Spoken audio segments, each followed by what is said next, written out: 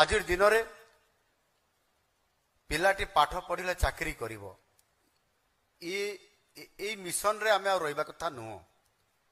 ଚାକିରି ଆଉ ନାହିଁ, ଅର୍ଥାତ୍ ଆମେ କେବଳ ଚାକିରି କରିବା ପାଇଁ ପାଠ ପଢେଇବା, ସେ ମିଶନରେ ଆମେ ନ ରହି କିଭଳି ଭାବରେ ତାର ଶିକ୍ଷାରେ ପୂର୍ଣ୍ଣାଙ୍ଗତା ଆସିବ ଏବଂ ତାହାର ରୁଚି ଅଛି କୋଉ ବିଷୟ ପ୍ରତି, କୋଉ ଆଡକୁ ସେ ଢଳୁଛି।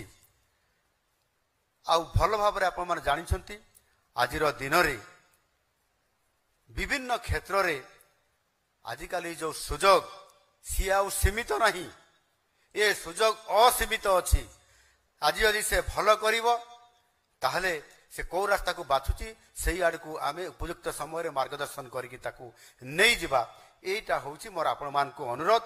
ଆପଣ ତାର ଲୁକାୟିତ ଥିବା ପ୍ରତିଭାକୁ ଚିହ୍ନଟ କରନ୍ତୁ ଏବଂ ଚିହ୍ନଟ କରିଲା ପରେ ଆପଣ ଅନୁଧ୍ୟାନ କରିକି ସେଇ ରାସ୍ତାରେ ଥରେ ଯଦି ତାକୁ ଆପଣ ନେଇଯିବେ ତାହେଲେ ସେ ପିଲା ନିଶ୍ଚିତ ଭାବରେ ଆପଣମାନଙ୍କର ବେଷ୍ଟ ପ୍ରାକ୍ଟିସେସରେ ସେ ପିଲାଟି ମଧ୍ୟ ତା ଜୀବନର ସବୁଠାରୁ ଭଲ ବିଭାଗରେ ଭଲ ରାସ୍ତା ଖୋଜିକରି ସେ ଆଗକୁ ଯାଇପାରିବ।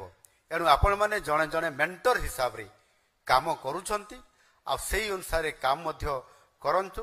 ନିଶ୍ଚିତ ଭାବରେ ଇଏ ସୁଯୋଗର ସୀମା ନାହିଁ ଏବଂ ଆପଣମାନେ ଆଜି ଏଭଳି ଏକ ପରିବେଶ ଭିତରେ ଗୁରୁ ଦିବସର ଅବସରରେ ଯେଉଁ ସ୍ୱପ୍ନ ପିଲା ଦେଖିବା ପାଇଁ ଚାହୁଁଛି ସେଇ ସୁଯୋଗ ଆପଣ ପହଞ୍ଚାଇ ଦିଅନ୍ତୁ ଯେ ଏଇଥିରେ ସେ ବେଷ୍ଟ କରିବ ଏବଂ ସେଇ ବେଷ୍ଟ କରିବା ପାଇଁ ଆପଣ ସେଇ ରାସ୍ତାରେ ତାଙ୍କୁ ଦେଖାନ୍ତୁ।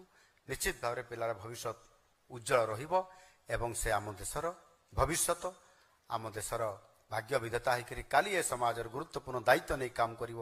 ଏହାକୁ ଆମେ ଫୋକସ୍ କରିବାର ମଧ୍ୟ ଆବଶ୍ୟକତା ଅଛି।